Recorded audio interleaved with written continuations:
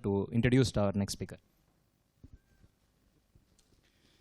It's my pleasure to introduce Dr. Shashidhar Jagadeeshan to all of you. He's a teacher from the Center for Learning in Bangalore. The website address is given here. And if you want to know more about CFL, there are some documents here that you can come and look at. There are not too many copies for people to take away. So there are only a few. You can look at it, but then you can go to the website and get soft copies of these. Now, it's a small school, and there is a lot of thought given to education. And Shashi is a person who's been, he's a mathematician who's interested in mathematics, but most importantly for this, he has been working with children, thinking about children learning mathematics, challenges of education, mathematics education, and he has got extensive experience. There are many articles by him, several you can find. In fact, today I did a Google exercise and found that I could find several of his articles. So very thoughtful and making people think about what we are all up to in this. I think we are all a bit confused about what we are really up to in mathematics education. And Shashi makes you think a little deeper on all these, which I've always appreciated myself. So I welcome Shashi to come and talk to you about enjoying mathematics.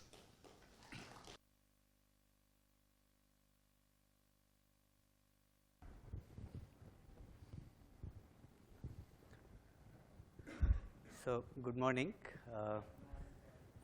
I'd like to thank Professor Ramanujan for giving me this opportunity to be here and talk to all of you. And I must thank Professor Vishwanath for all the lovely arrangements, making my stay very comfortable. So, I was just saying to Professor Ramanujan that a colleague asked, so what are you going to talk about? So, I said, I'm going to talk about enjoying mathematics. So, she said, you're going to a math institute and talk about enjoying mathematics. So, I hope I'm not preaching to the converted, but in any case. So, first a warning, since Jam has checked out my articles, this talk contains many recycled jokes, cartoons, ideas and so on. So, pardon me for that. Yeah, so I'd like you to spend a few seconds staring at this equation.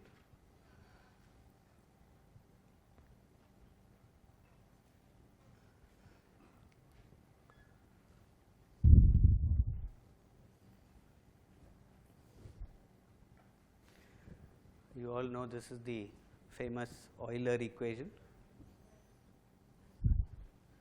Now I'd like you to spend a few seconds staring at this picture.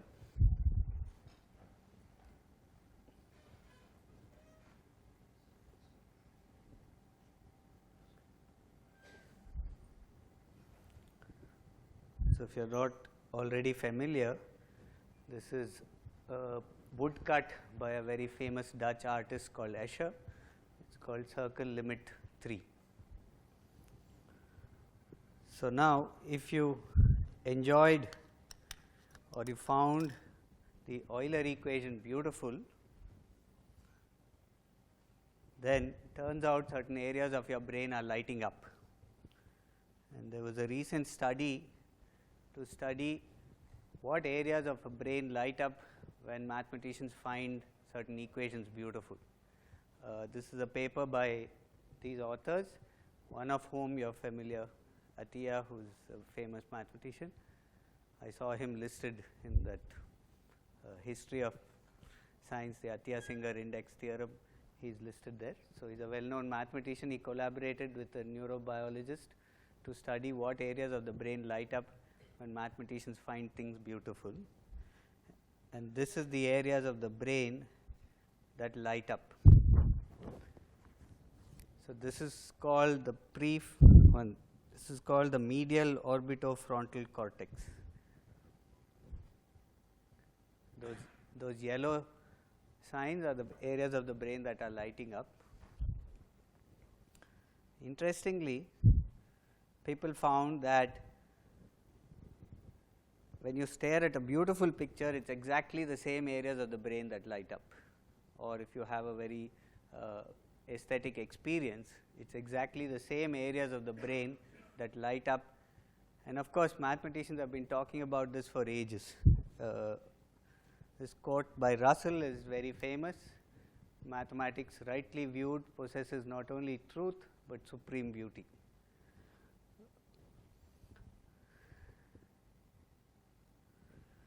Now, apart from finding mathematics beautiful, there is this whole feeling of illumination that mathematicians talk about. This is when you have that aha moment, or in other words, when one experiences deep insight or understanding. My favorite quote about this heightened aesthetic experience, almost bordering on the mystic, is by this French Fields medalist Alain Connes, who says, "But the moment illumination occurs, it engages the emotion in such a way that it is impossible to remain passive or indifferent.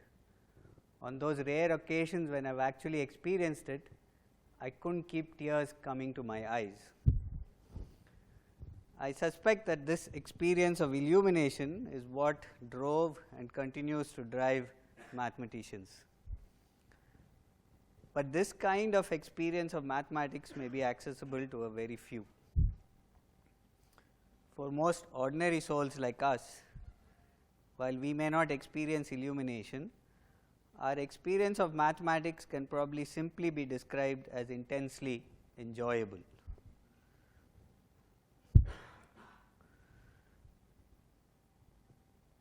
So, I would like to say, for me the bottom line is enjoyment. Now, I do not want to get into a debate about what motivates each of us to do mathematics.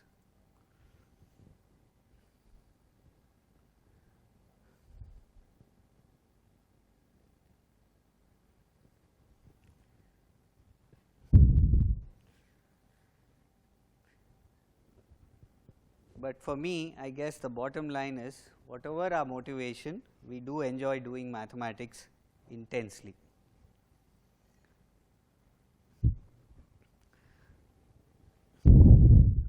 However, for a large majority of human beings who have learnt mathematics, their experience of mathematics has been far from enjoyable. On the contrary, it has been traumatic. The most illustrative are results of a study by Susan Picker and John Berry entitled "Investigating Pupils' Images of Mathematicians."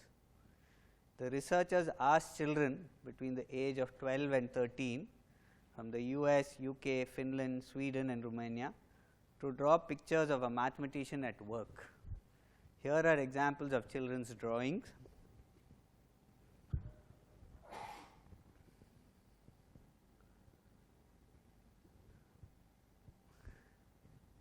It is somewhat scary and revealing. If you haven't noticed, there is a person with the demon's tail beating up the small child.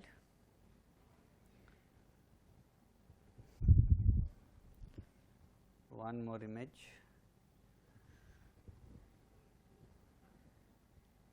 And that too from Finland, which is not known for public violence.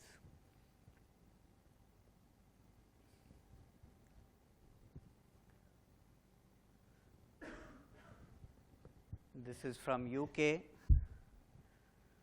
So, the children are experiencing their mathematician or the math teacher as this large looming figure. They are tiny, helpless figures.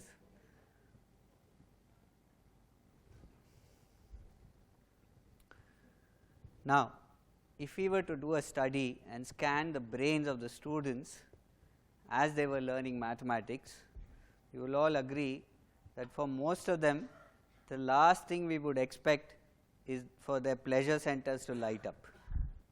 In fact, what centers will light up?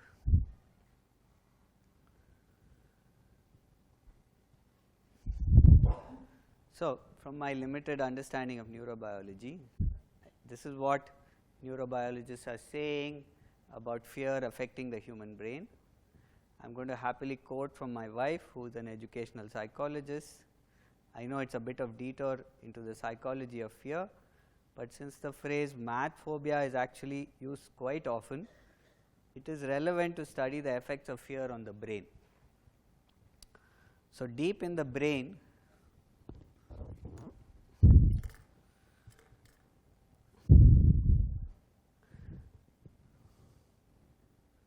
is a small area called the amygdala,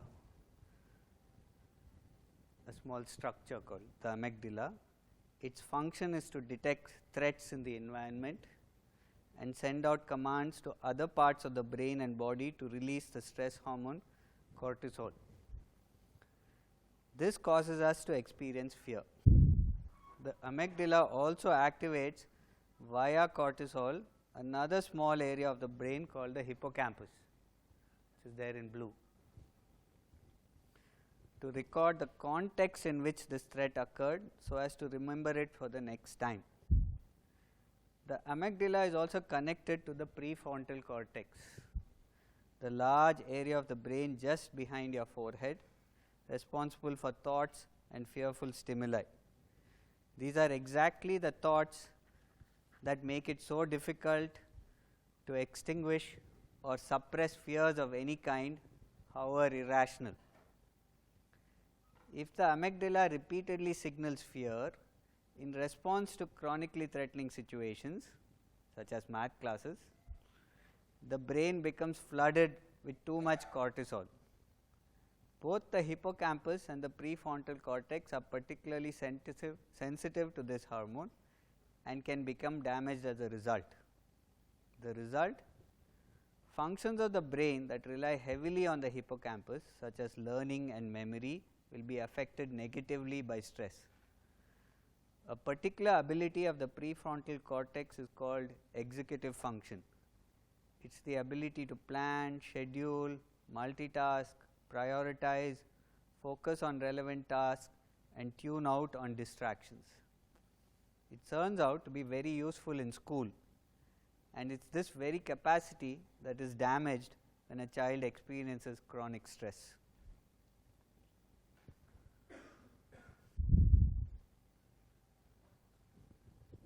So, if we believe that mathematics is a core subject that all students up to a certain grade must study, don't we need to understand why world over there is a very little joy in learning mathematics?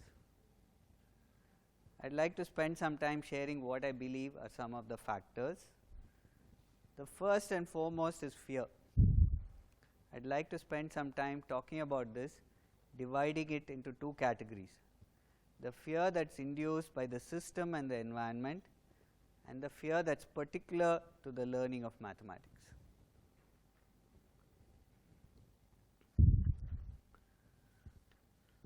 For a variety of reasons, social and cultural, fear has become endemic to our school system.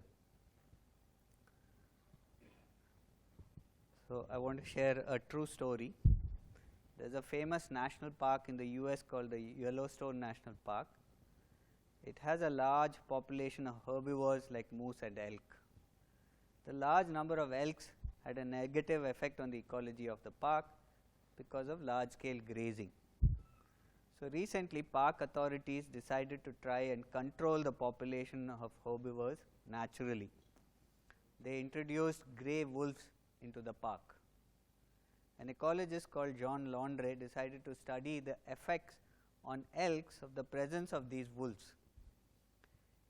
He discovered that the wolves impacted the elks in a profound manner. The very existence of wolves put the elks in a state of constant anxiety. Laundrie describes this rather dramatically. In the eyes of an elk, the physical terrain is overlaid with a mental map of risk, a landscape of fear. Can you imagine in the eyes of a child, a school as a physical terrain overlaid with a mental map of risk and fear? So, now let us move on to mathematics and fear. Fear is detrimental to all learning. We saw what it is doing to the brain each time we respond to a situation through fear. However, there is something about mathematics that has a special relationship to fear, and we need to understand what this is. One sad reflection of this fact that now almost all math educators are pointing out to is a common experience we all have. Before I tell you that, you can enjoy this cartoon.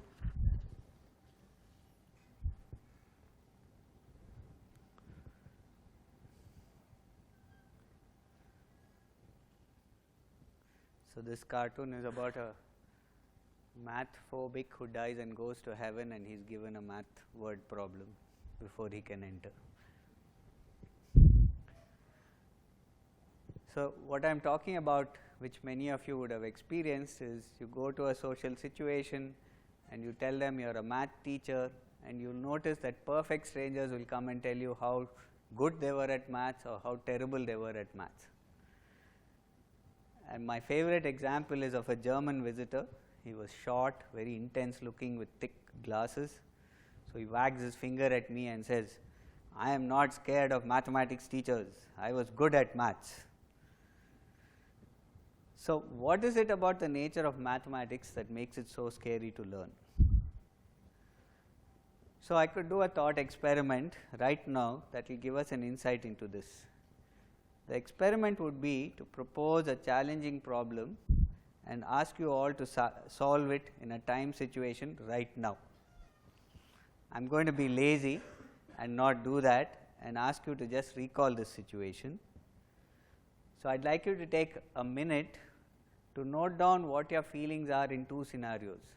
You have had success with this problem and you have had failure with this problem. So, I will just pause for a few minutes. You could just write down what are the feelings that emerge in you if you were very successful at solving this problem or you failed at solving this problem.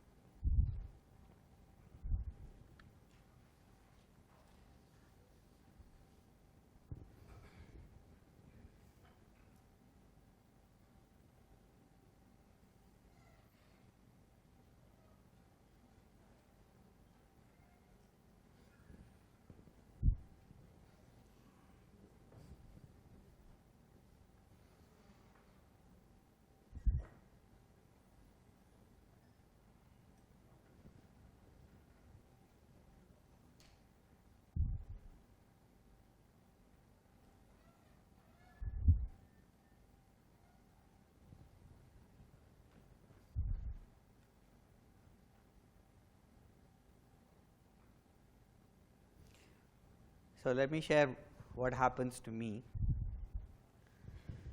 First, there is a great sense of excitement at doing the problem, while I have a sense of tension associated with not knowing if I will be able to solve the problem or not. There is a slight adrenaline rush, perhaps cortisol is also released. I play with it in a variety of ways, bringing in all the problem solving strategies I have picked up. There is a flash of insight and I see the solution. I feel very good about myself, and this success reinforces a picture that I have built up that I am very clever and good at mathematics. If I am aware that my fellow problem solver has failed, then this makes me feel even better and reinforces the image that I am more intelligent than others because I am good at mathematics. I wonder if I share the same psyche as many of you. Okay, now failure. First, the same intense, initially a sense of excitement at doing the problem, and if I do not see the solution immediately, slowly a sense of fear and dread of failure starts creeping in. Then there is a feeling that I am dumb, not so smart enough to do the problem. Then thoughts like, I am a teacher, I should be able to do this, what will my colleagues and students think of me? Then if I know someone else has managed to solve the problem, I feel even more bad about myself and even resent this person. since I know there is a specific solution, I feel that whatever thoughts I have had in reasoning and wrestling with the problem are not worth sharing. Eventually, I may give up.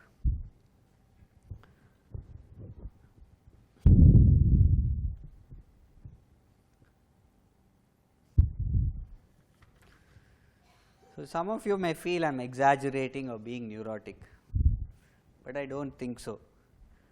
I think the point I am trying to make is that as teachers of mathematics, we must be aware that there is something about the nature of mathematics that has the potential to create fear in our students. I would like to suggest that this is somewhat unique to mathematics and perhaps some of the allied subjects like physics. We need to be alert to this fact and tailor our education appropriately. Here is Charlie Brown talking about his experience of mathematics.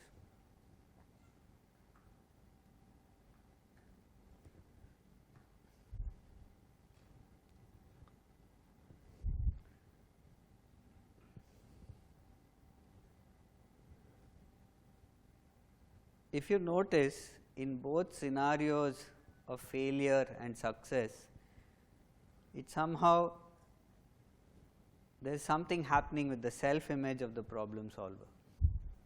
In one case, there is a potential for arrogance, and in other a sense of low self worth. When a student repeatedly experiences a sense of failure and associates this with mathematics, surely there is a long term damage to the psyche of such an individual, and their relationship with the subject will remain distorted well into adulthood. If a student has had repeated success with mathematics, unless the adults caring for such a student help to put it into perspective, the very ability and how society responds to this ability can distort his or her life.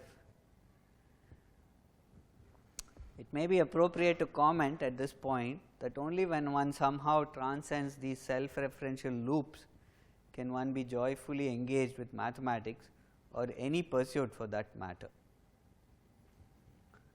Fear, of course, is one of the major reasons why mathematics ceases to be enjoyable, but I would like to go into some other reasons, some of which will come back to fear.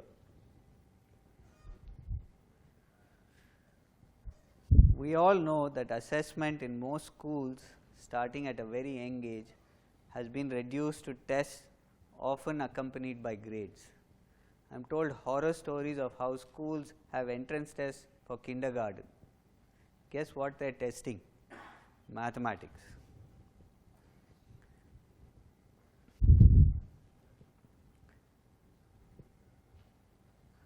What does this overemphasis on testing do?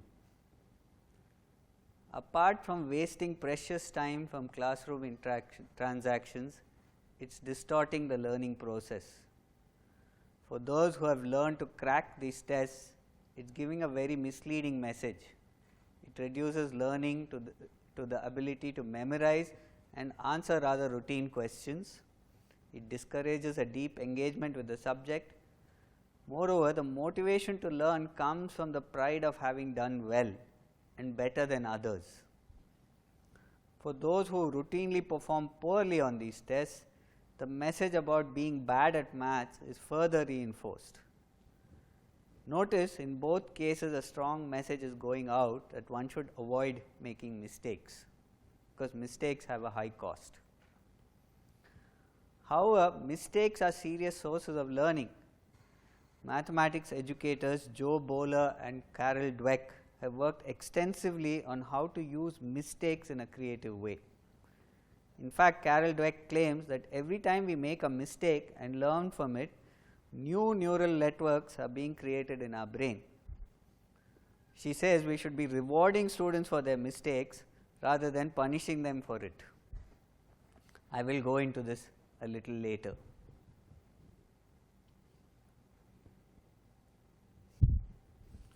You must have all seen this sign on highways. Mathematics, unfortunately, has been associated with quick thinking. The way we have translated this is to test students under extremely tight time constraints. The well-known mathematician Lawrence Schwartz says that his experience of school was quite miserable, because he used to feel that he was extremely stupid because he couldn't think as fast as his fellow classmates who were considered very bright at mathematics. In fact, he puts it quite eloquently. Rapidity doesn't have a precise relationship to intelligence. What is important is to deeply understand things and their relationships to each other. This is where intelligence lies. The fact of being quick or slow is really irrelevant.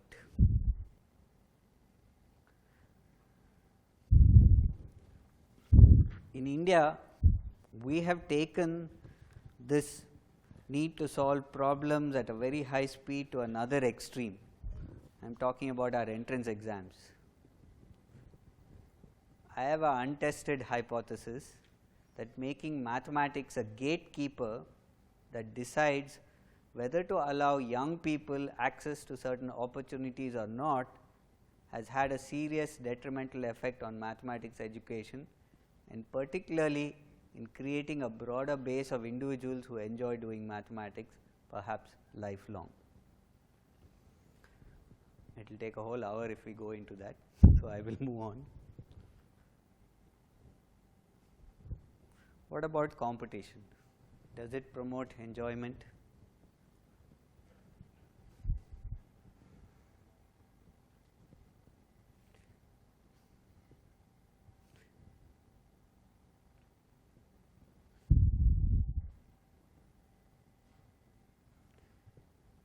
This is a tricky one, because competition seems a great motivator of learning.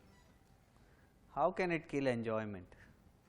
But when you are constantly trying to outperform others, where is the space for enjoyment?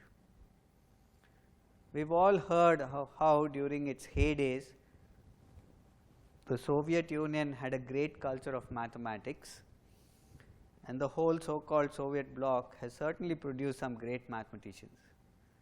Mathematicians like Israel Gelfand and others were involved in interacting with school kids and wrote textbooks at the primary school level. I am given to understand that competition within the so-called mathematical circles played a key part in keeping the interest in mathematics alive in young people. I am sure competition like fear is an excellent motivator, but in the short run. What happens in the long run? Even if it can keep us motivated to do mathematics and better mathematics than my colleagues lifelong, what does it do to us as human beings? If all my life I feel I need to beat other people at what I am doing, what kind of relationships do I have? How can I be secure? Someone younger and smarter is going to come along and be better at the game than me. Somehow, beyond the initial thrill of beating my competitor, I don't see how it can be enjoyable in the long run. Especially if engaged in a deep and beautiful subject like mathematics, should not my motivation come from the engagement with this beauty rather than wanting one-upmanship? Can we communicate all this to our students? As a race, we have become so used to competing that when there is a crying need for unprecedented cooperation to solve problems like global warming, we are ending up unable to really cooperate.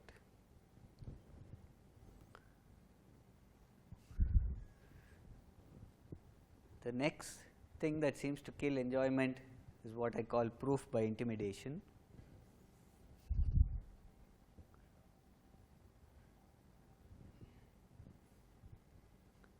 Have you noticed how in the world of mathematics, almost everyone is intimidated by someone else who is more knowledgeable or cleverer? Junior school math teachers are scared of senior school math teachers. Senior school math teachers are scared of their colleague of college lecturers, and college lecturers are in turn scared of university professors who may be scared of their brightest graduate students. I don't know if things have changed, but when I went to college in India, students hardly mingled with their professors, and neither did we students discuss or do mathematics together. Not only is there a hierarchy among practitioners of mathematics, but there seems to be an atmosphere of intimidation rather than a feeling of collegiality where we are all learning together. I am not at all sure that an intimidating environment promotes enjoyment. This does not mean that I do not acknowledge our different capacities, that some human beings seem to have a very deep insight into mathematical reality and can reveal deep truths which seem to have infinite order and beauty. Surely such an acknowledgement should bring about humility and respect, but why fear and intimidation?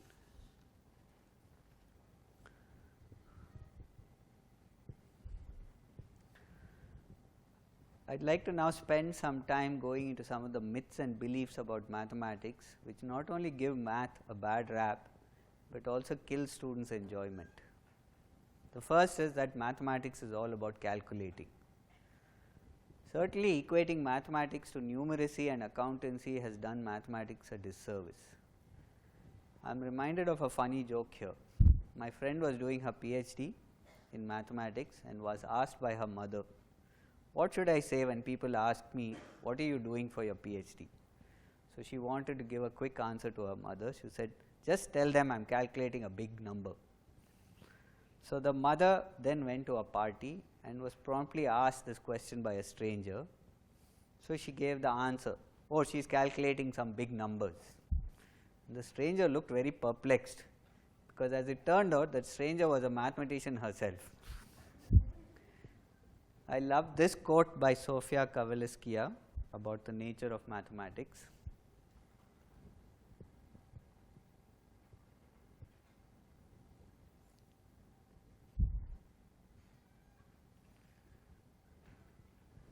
I do hope a large number of students get to experience mathematics with all its depth and imagination.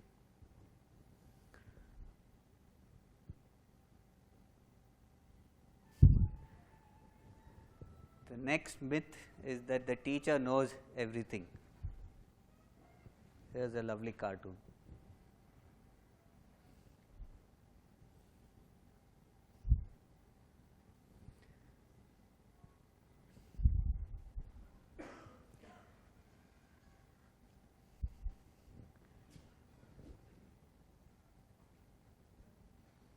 In most teaching situations, all information flows from the teacher and students immediately set him up or her up as an authority.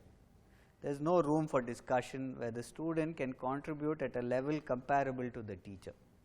Students are rarely exposed to problems to which the teacher does not already know the solution, or where the teacher is ready to admit that he does not know and is willing to learn along with the students. All this promotes a further sense of intimidation that I talked about earlier.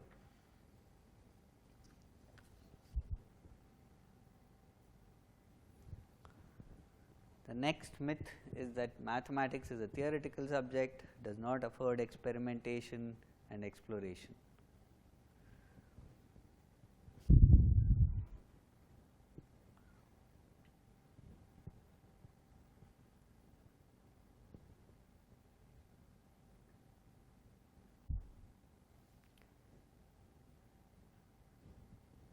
Another way to put this is there is only one right answer to a question in mathematics and there is no scope for interpretation.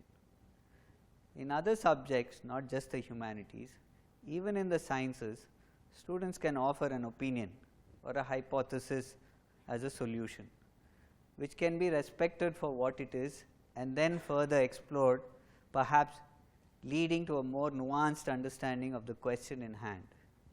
In mathematics, students may feel it is all about remembering the right technique or formula, or that they just have to get the right algorithm to solve a problem. However, we know that actually in mathematical discovery there are many guesses, conjectures, false steps and a lot of scope for exploration. What is key, however, is that at the core is a coherent reasoning process which needs to be constantly tested, lest one is making wrong assumptions or logical fallacies. To enable students to build this capacity may require a great deal of patience on our part, because for many it may not be natural.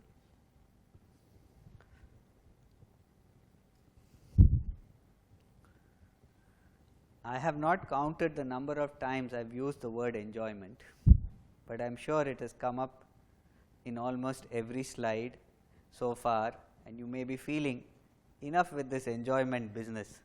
Why is he making such a big deal about it?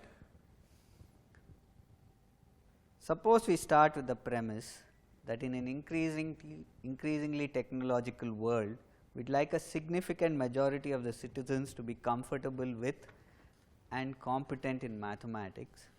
In an ideal world, this would translate to people being engaged in mathematics at various levels.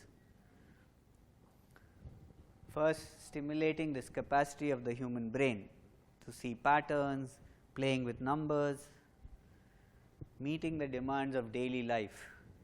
You go to a shop, you want the correct change, you want to see what kind of discount you are getting, when you are dealing with construction or you are dealing with data. Of course, using the power of mathematics to improve the living conditions of human beings, maybe in basic services, engineering, medicine, using mathematics as the language of the universe to understand the universe, scientific studies, teaching like many of us do and sharing this faculty with the next generation, and finally creating new mathematics. To me, the only sustainable way this is going to happen is if people who engage with mathematics see it as meaningful and enjoyable, and society at large supports it from this standpoint. All our attempts so far at trying to improve the state of mathematics education because of its commercial utilitarian value, because of fear that our rivals are better than us, or that somehow greater knowledge will save mankind, have failed, because these ideas inherently contain the very seeds that destroy the enjoyment of doing mathematics.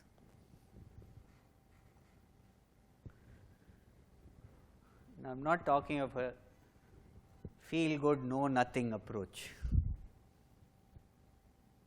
which this cartoon shows very well.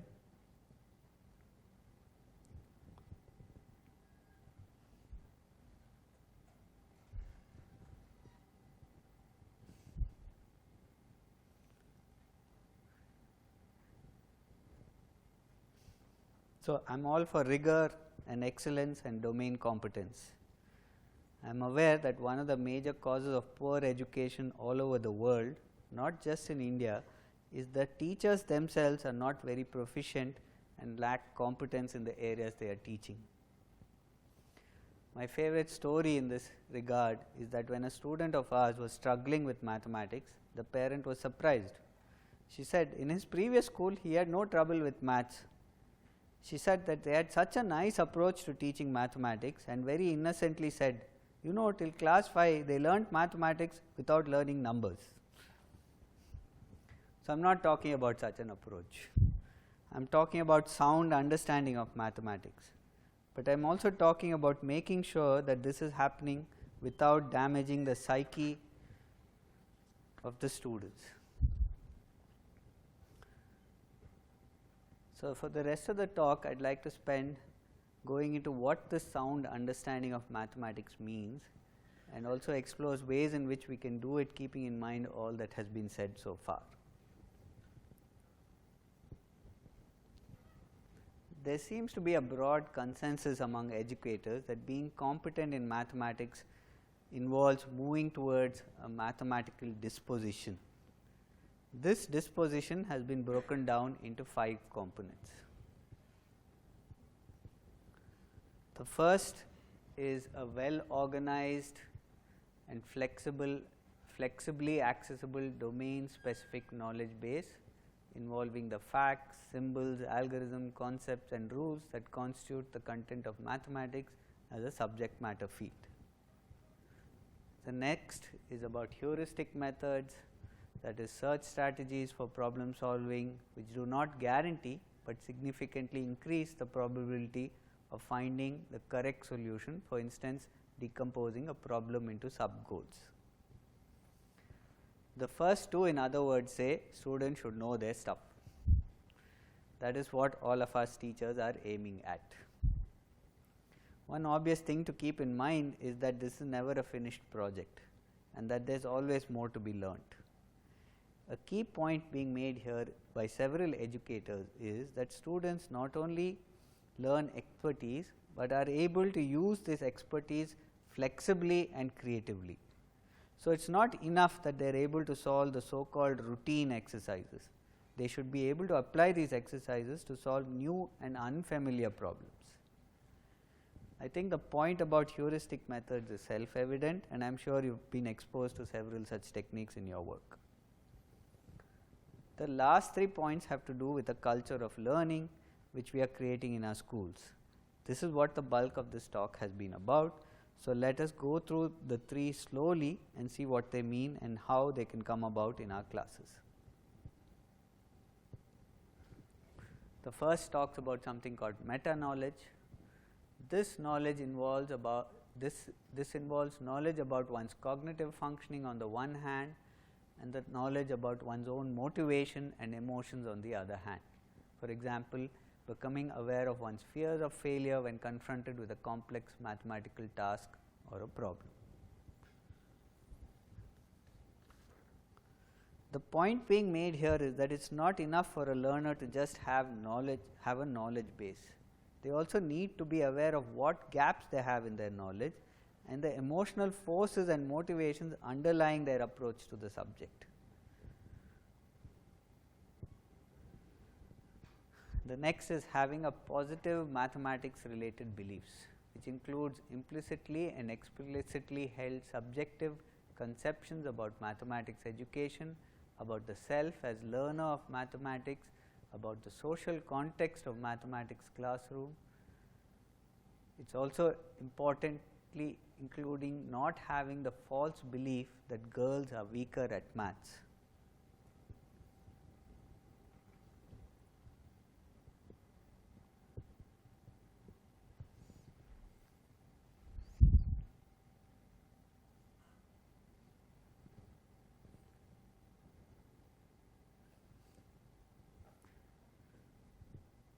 We have talked at length about the fact that beliefs one holds about mathematics and its nature and beliefs about one's own capacity to learn seriously affect the learning of mathematics. The sad fact is that girls and boys, men and women, seem to believe that males are better than females at math. This has been studied scientifically, and the consensus is that the difference is only a few select tasks, and that too it is slight. In fact, I can confidently say that my best students are girls.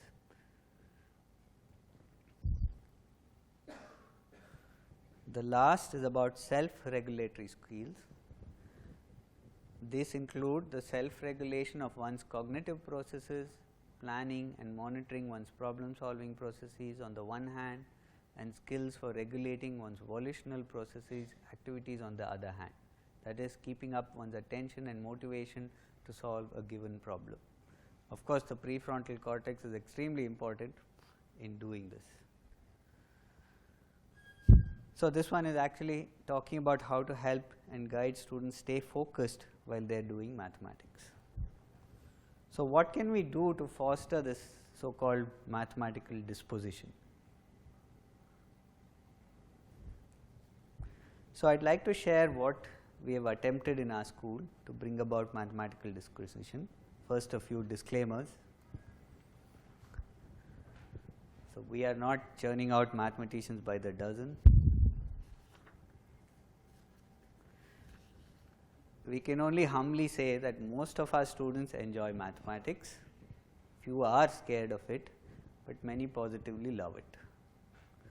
I am also aware that we have several advantages in our working environment, not the least of which is that we are a very small school and that we receive enormous support in our work from our parents. I am also acutely conscious that many of you are working under difficult circumstances with large classrooms and perhaps tremendous pressure from management and the parents. What the rest of the talk offers is not a blueprint or a solution, but shows what we are trying in a small way to address the daunting issues of math education.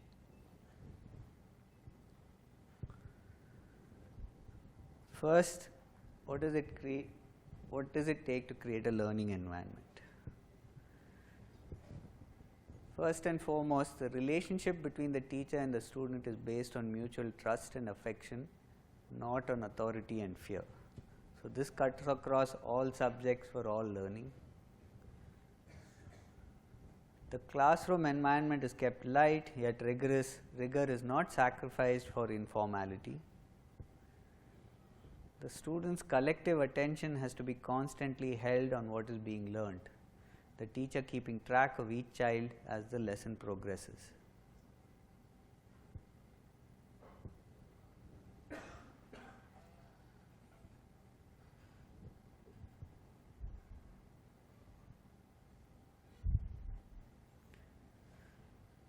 An extremely important part of a classroom culture is to allow students to speak, unlike what Calvin is experiencing here.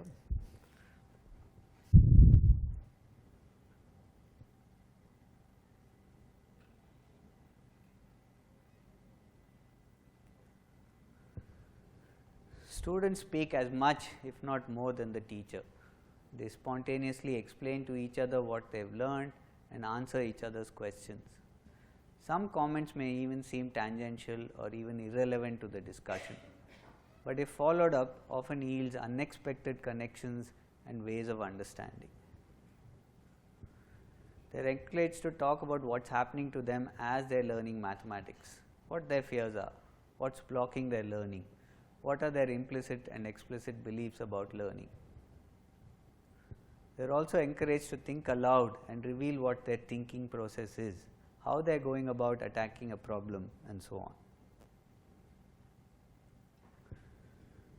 The students who find mathematics easiest is not the star of the math class.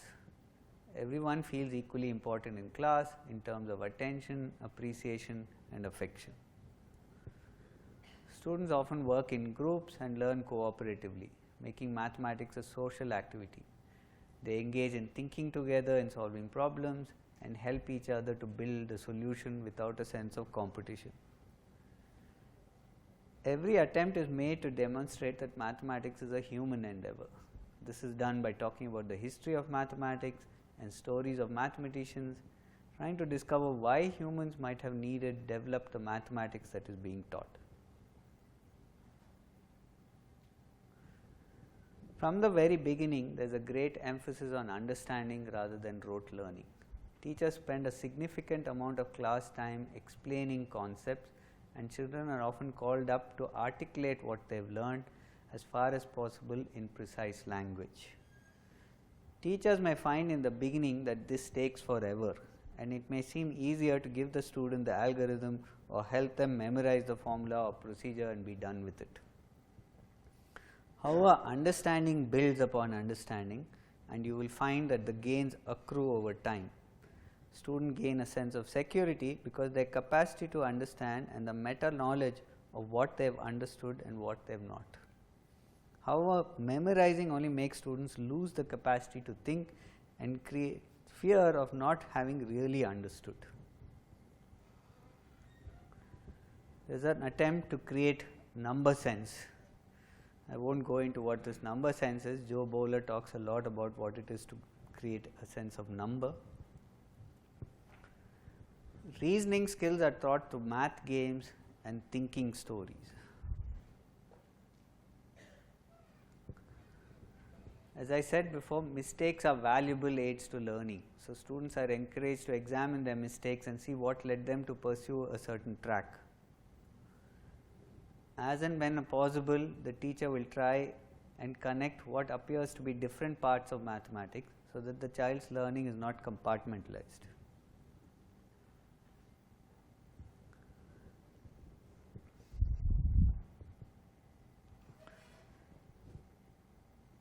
I talked about the idea that mathematics is a theoretical subject.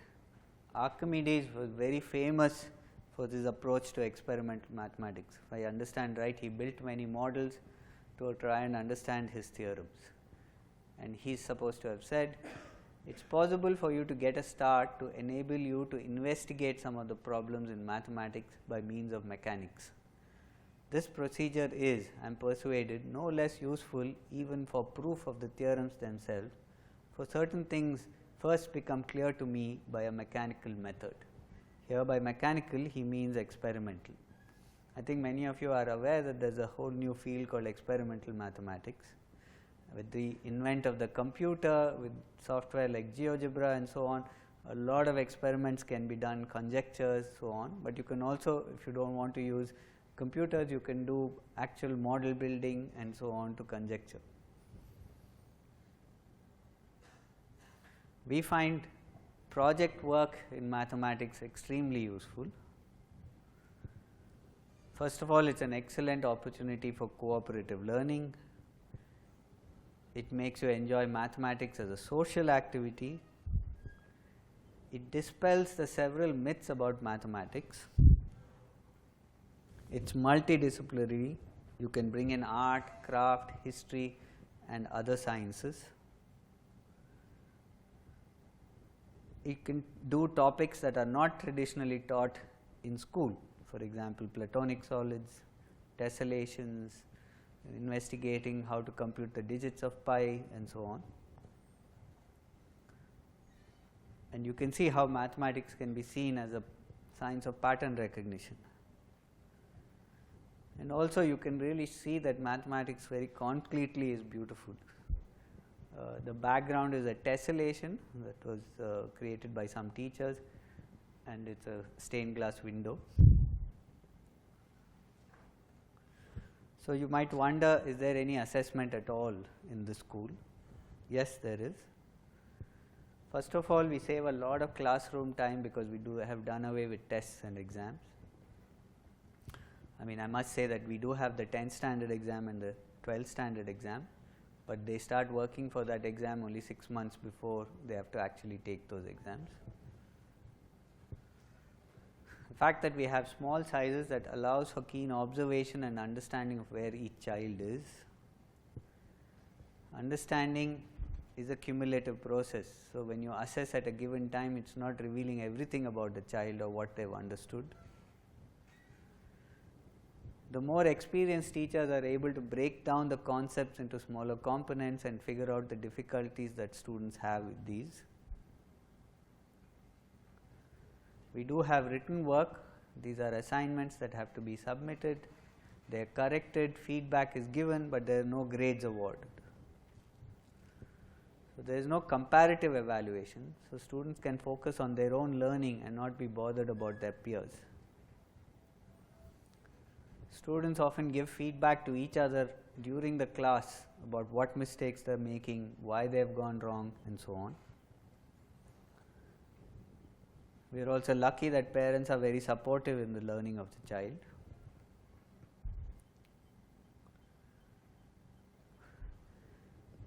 Being a small school, you can also make mathematics part of the overall consciousness of the school. For example, in assembly, there are presentations that children make about what they have learnt in their maths classes or math projects. Sometimes a puzzle is thrown for the whole school to solve. We invite people to come and give talks on mathematics. We showed the senior school the movie about Ramanujam recently. Also, we do melas every other year in the school, where the whole school is involved in one common theme. One year we had mathematics as the mela, and often even in other themes mathematics plays a key role. For example, we had a mela on astronomy, we had a magic mela in which we did Mobius strips and infinities and knots and so on.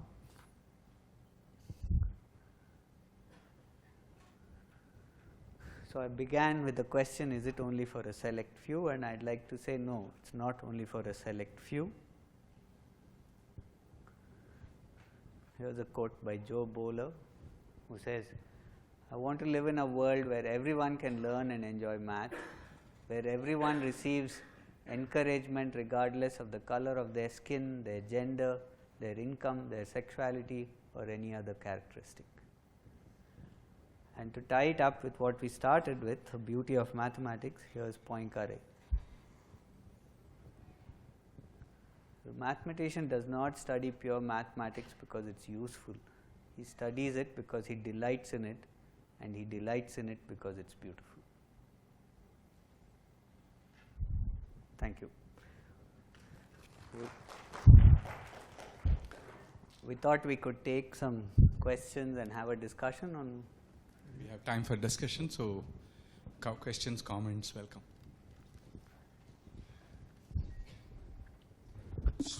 Can I come down? There a way we can't sit in a circle. Not possible. My name is Shashant. You said we should do away with tests. Yeah. So are you saying the tests are absolutely useless? So, well, the original idea of tests was to reveal to a student what they had learnt and what they haven't learnt, right? But does it do that?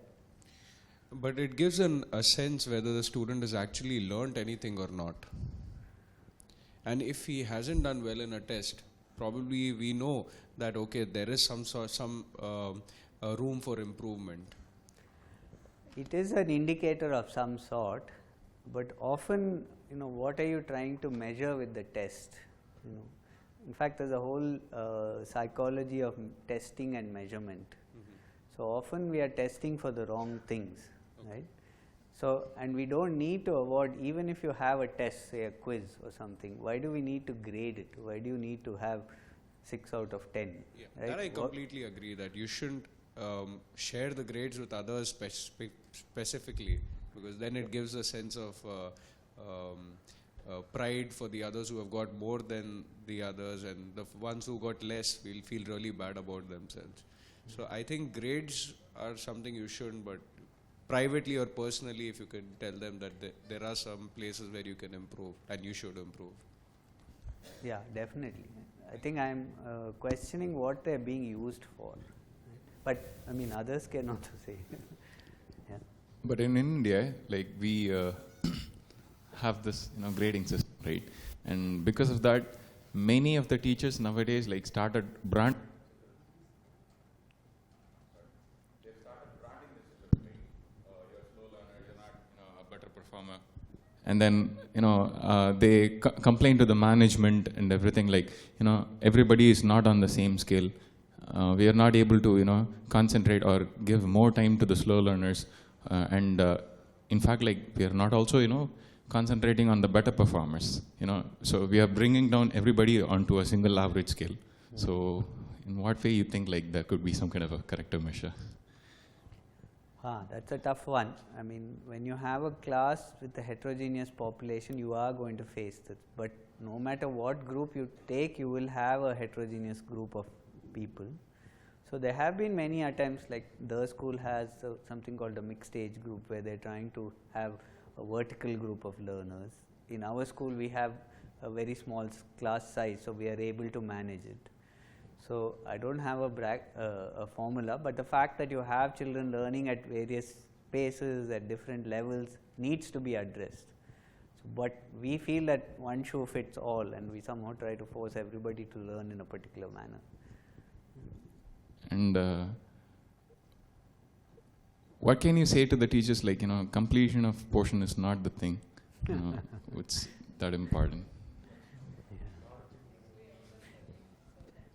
Yeah, maybe others, I mean, why don't we open it up for other people's opinions, their experiences? Somebody else might have cracked this, and so on.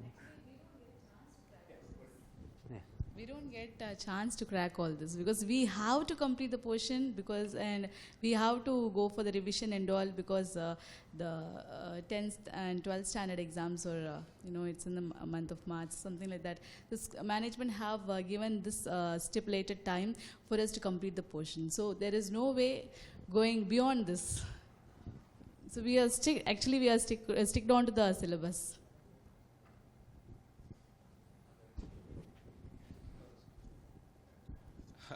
In my experience, I've always been a rebel in this case. The teachers tell me that you have to finish by the month of October. I clearly tell them that it's not possible. I will take till probably January or even February.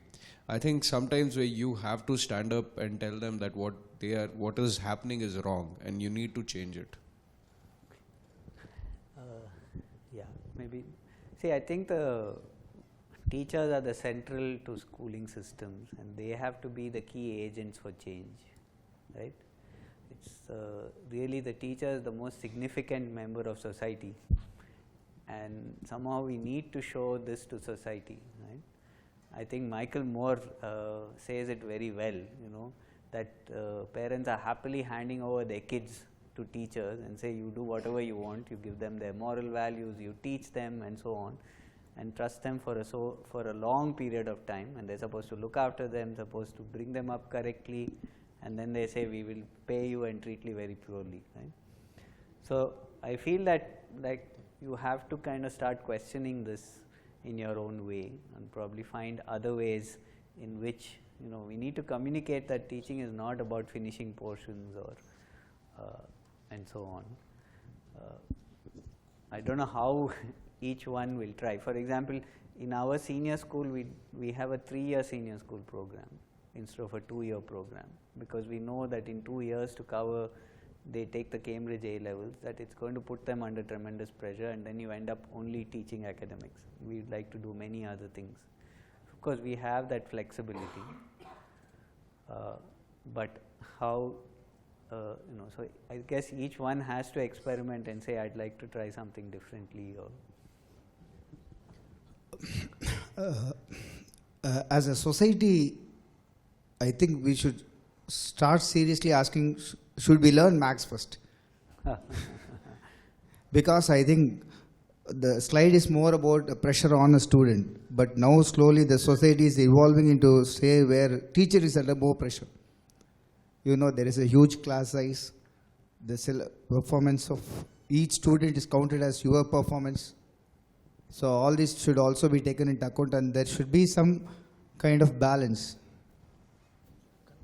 I think we are putting a whole lot of trust into learning mathematics that is just like a language. If we do not know Spanish, there is nothing lost. But whereas if we don't know mathematics, people seriously feel something is lost. I think this pressure should be taken off the subject.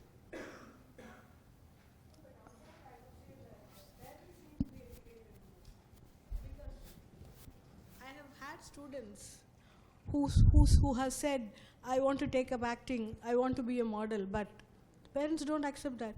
He is forced to study science, he is forced to go to an engineering college.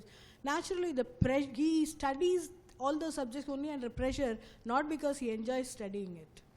Parents need to accept that this is not my son's fault. Let him do what he enjoys more.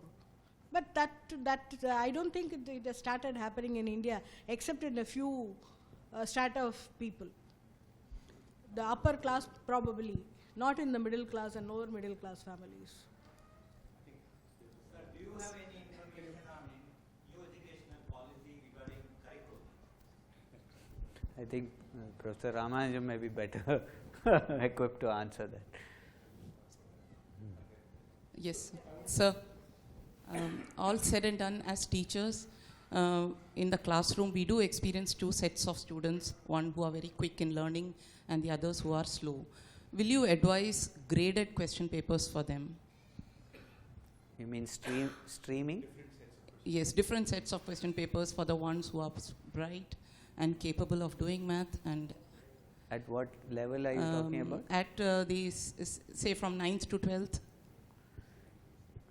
But why question papers? Ultimately, we are all preparing them for the exit exam, and we need to train them. I think Thurston, in his paper on math education, talks about this quite a bit, about the so-called precociousness of the brighter students and how it's harmful for both the bright and the slow learner, so-called slow learner. And one way we have solved this is to do double promotion, triple promotion, make everybody learn more before they're ready. So first of all, there's a certain maturity you have to have before you learn certain concepts, which doesn't come just because you're quick, right? So, I mean, if a student is really bright, they can be encouraged to, go deeper into something, do something allied, related, and learn. Why should they prove that they are smarter or quicker? I mean, I think as long as we are hooked to this thing called the exam, I don't know how we can really do something, and maybe we should all collectively protest. Actually, I want to raise some points that came up, because I think this point that the pressure is coming from the socio-economic conditions and these. But there is pressure on the children to perform, and engineering, admission, science, whatever. Therefore, you get into. But that's true, and it's certainly true that there is pressure of performance, pressure of. But I think what Shashi is talking about, and in this discussion, there is a little more than that. Even where there is pressure of performance, mathematics, there is a special status there, right? And where there is pressure of performance, the board exam solve the problem by saying that, centum is possible in mathematics, right? Therefore, there is pressure on getting centum in mathematics, right? And I think the centum has done much greater damage to mathematics than anything else. I think this pressure that centum is possible, therefore I should get centum, and therefore if you don't get centum, you are not good at math, etc., right? So, but I think even with all this, there is something specific to mathematics which I think mathematics teachers should take seriously. I think that is part of the message that Shashi was talking about, that somehow this fear, right? I mean, I've heard of many children talking about loathing chemistry. I don't hear much of fearing chemistry. I do hear of fear of mathematics, right? So the pressure of performance is uniform across all subjects, which is itself a silly thing, because how many of us are good at everything, right? I think if Raghavan claims he's good at everything, we'll look at him with suspicion, right? I mean, we take it as most natural that you are good at some things and you are bad at some things. But we have come to a situation where you are supposed to be good at something. That itself is artificial. But that pressure is uniform. That pressure is about exams, getting admissions, and so on. Mathematics has something extra than this. I think that's what we've been talking about here. Somehow, when encountered with problem solving, and let's not talk about students here. Let's not talk about students and their exam pressure. We are talking about grades, covering portions, and so on.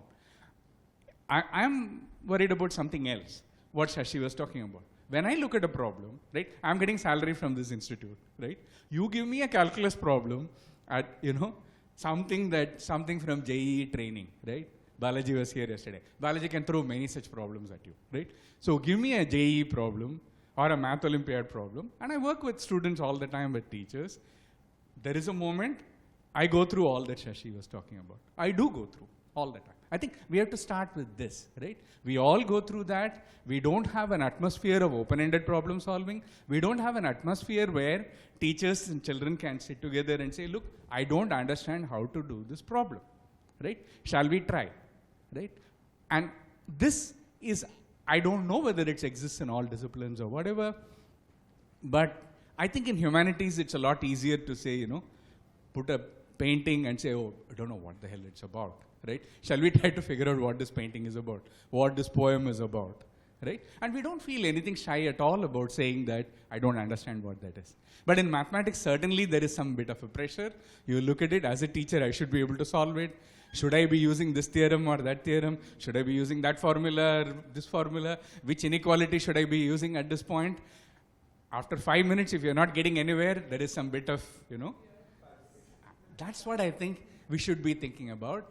And no, I'm not saying we should be thinking about anything or everything. There's no problem. But I'm saying this is something that we miss, right? It is true that there is a problem about covering portion. There is a problem about syllabus. There is a problem about assessment. But notwithstanding all that, mathematics, there is something special that is going on, which seems to kill enjoyment, which seems to accentuate the tension, and of course, coupled with exam performance and so on, right? Now, notice that, I'm sorry taking so long on this, right? Because notice that the ones who are going to get the centums, right, are not feeling this pressure at all. Why? Because they're not subject to these challenging problems, right? Because getting a centum, right? I mean, I've also gone through the same board and got, right? Getting a centum only means a certain kind of a skill, right? You can get to that, get your engineering admission without ever being subject to challenging problems, right? So this is the thing about slow learner and this thing, right? A slow learner, like Lawrence Schwartz was talking about in that quote, probably is going to be slow, but gain some depth. The one who's going to be fast probably is going to be very quick at certain things and lose a lot of depth. How do we ensure that our children get the time to do things slowly? And actually, when you do things slowly, maybe there is less pressure, there is less this thing, and maybe then you don't know everything, but you get very good at something and you actually begin to enjoy doing it. Something like this? I don't know. Is there some way we can do it? Can we find projects? Can we find projects where children build these good, big hypercubes, whatever? So I'm sure there are many who have experiences of these, right, as well, right? So maybe we can talk about these experiences, share these. New education policy is something else. Okay. Today's, as far as +1, +2 concerned, it is not confusing for the teachers to go ahead with the subject because 50% of the students are given those who are not interested in doing mathematics. So obviously they are not allowing teachers to teach. They are the objective people. I do not know what to say. So that is the main point, that teachers are not able to provide 100% effort for all the students.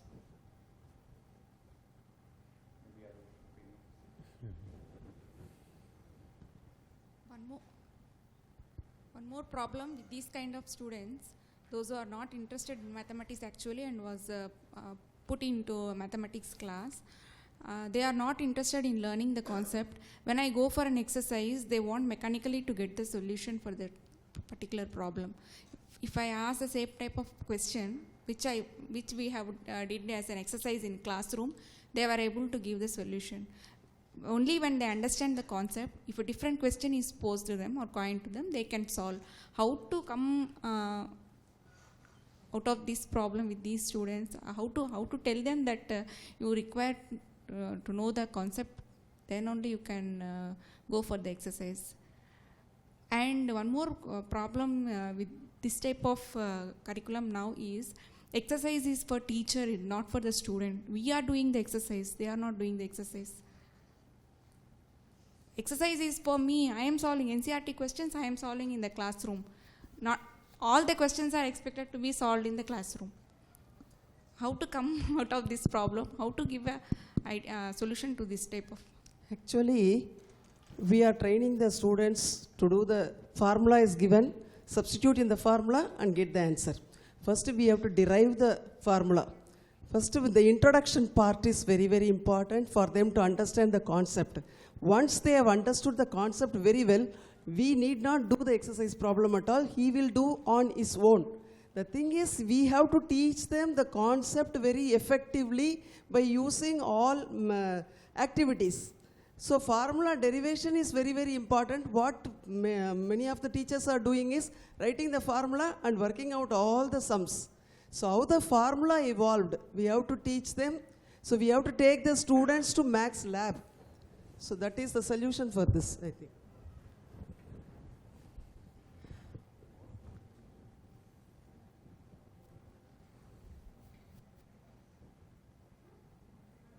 We are from government aided school, sir. We both, our main aim is we have to make all the students pass 70 marks.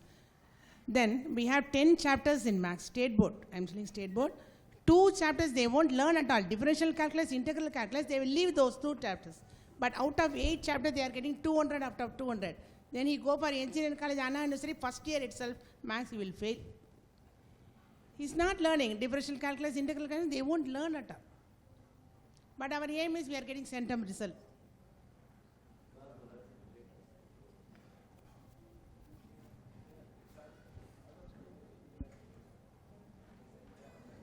This happens when I privately handle classes elsewhere, and I have a lot of state board students coming in. What she's telling is absolutely right. Most of them come with the idea of getting 200 on 200. None of them actually, literally none of them, 99.99% of them don't come with the idea of learning math. They all come with the idea of getting 200 on 200. Now it becomes very difficult, and in school the teachers face the same problem, that if they are not getting 200, it's a bad name for the school. You know, students will not have their pictures coming in the newspapers, and the school will not get more number of students the next year. So this is a big problem. And on complaining, on giving a complaint to the principals and the higher authorities, they don't want to do anything about it. They say that this has been going on for a long time, this should go on. So I think all of us together as teachers should raise an issue and come out in the open and tell that this is not the way it is supposed to be done.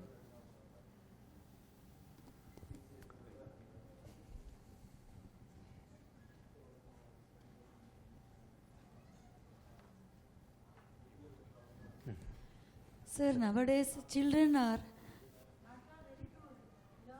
thing.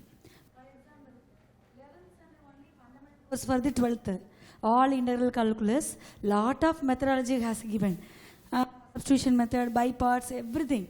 But they don't want to study 11th standard. 11th standard, we want to take rest, they are telling. Then 12th standard, how will you study? If we ask, we will go 200 basic tuition centers. There we will study selected areas. Because first volume itself, 17 marks, 76 marks. Second volume, few learning is enough, except integral calculus, differential equation. For example, differential equation application sums only, where we are applying mathematics in all fields. Few excellent syllabi. State board syllabus is very excellent. That is 8th chapter, differential equation. One postmortem sum has given. There, if I teach, children will ask me immediately, this problem will come to board or not, because it is lengthy. Board exam comes, we will listen. Board exam not important, we won't listen. How many times asked in the March paper? Still now it is not asked. Why are you taking? But through postmortem sums, the children can analyze doctor how they are realizing the time of death. Excellent question, but they are not at all listen. Because ma'am, we are forced to get 200, then only we will get Anna University seat. At least 180 plus in mathematics, divided by 2, 90 mark cutoffs. This way they are talking to the children. So how can we bring the children up? Lot of excellent creative powers. Please tell your suggestion. We have the last one, and then we have to finish the session. Excuse me. Sorry, the last yes, one. madam. Yes, sir. Excuse me, sir. That is from 6th to 9th standard or 10th standard maths means some way of introducing concept through playway or something interesting one is there.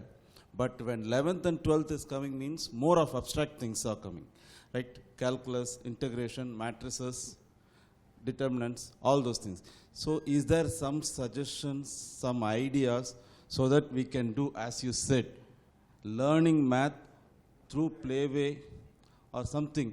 It is not detrimental to their learning joy. Can we have some ideas for those difficult concepts like this complex numbers or calculus, differential equations? Differential equation means a student must have in his home itself, must have thinking differential equations are going to play some role in this. For solving that, we need to know the solution, we need to know the method of solving all this. But for the majority mass of students, they don't have any exposure of that kind of things. So can we have some ideas for those things? Okay, I think I'm going to stop the discussion at this point. If Shashi wants to say something in response, we'll have that. We'll have to go for that. Sorry. Yeah. See, it somehow seems like the chicken and the egg, right? Which started. So all of us are saying that our children are like this, they are not interested, then these are the pressures, the board puts pressure, the management puts pressures, the parents put pressure, and we are stuck somewhere in between, and what do we do? So the first question we have to ask is, but why are the children like that? No? What made children, I mean, who's responsible? Children didn't come out of a vacuum. Right? So what made children think like that or have those attitudes, or aren't we responsible ultimately for that? No? So, I mean, the purpose of education is to change human beings. So it seems that we have to ask some, I mean, I don't have answers. So one question. No, we'll have to. Excuse me, sir. It's already lunchtime, so I want to come. Sorry, just a last comment, couple of comments, that I think that we can ask some hard questions. I don't know what the answers, each of us has to figure out the answers for ourselves. There are many answers out there that society has created, different educational models where you say that this is not, we are not happy with what's happening, we will do something different, and this is not done only by elite and so on, right. There are many answers out there where people are saying that what is happening is not okay and we should do something different about it. So I think we can ask questions, solutions will emerge once we ask those questions.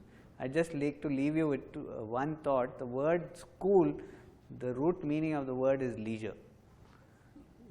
That's where the word school came from. So we have to ask what happened. Where did it become a factory along the way to churn out, people who will get jobs and so on. So sorry, I can ask questions. I don't have answers. To end the session, maybe I should also say that we don't have many fora, right, for mathematics teachers at whatever level to come together, raise such questions, look for answers. See, there are many questions that we share, and there are many strengths that we have to get from each other as well, right? So this was part of our idea that we should have a session where we can actually raise such questions, offer suggestions that people have, share all that, there is so much experience in this room and outside as well. And what are the means by which we can share these? One thing I should mention is this at Right Angles, which is a magazine for mathematics teachers. I'll bring the issues in the afternoon, which has been an interesting forum where people have been writing. We need more. We need more such fora. And I'm sure it is by trying to, collectively find answers, collectively raise questions, share these, that we can try to make some changes as well. One last comment. So I think many of us who took to mathematics, we would have found one teacher or somebody who was extremely enthused by the subject, right? So I think if each of you can start by showing why you enjoy the math, something will, I think, spark off in a child, right? If it's not all about performance, exam, but if you genuinely love the subject, are excited by it, then I think we'll find ways of communicating that enjoyment, And I think that's, I'm saying essentially that's the only thing which will keep it going. Thank you.